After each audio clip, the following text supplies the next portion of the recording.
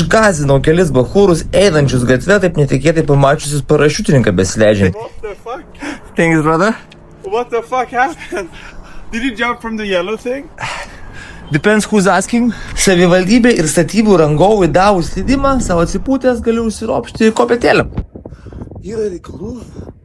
Labai gaila, bet liukas užrakintas. Teks šokt nuo bazės.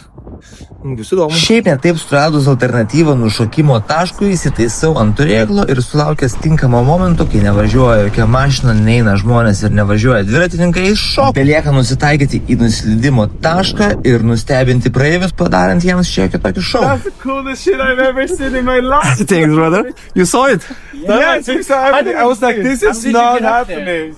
How did it feel? Fucking excited. Their hands are shaking, you know how it's supposed to be, you know, adrenaline's rush. Your first time? Of course not, dude. Are you joking me? No, you've done this. Like 600 times more than that. Did you jump from a plane or what? Yeah, no, from the crane. From the crane. No way! Yes, go! Nu ką, kraniukas padarytas. Dragavau žiūrovų, visiems patiko. Iki kito šuolio ir giedro dangaus.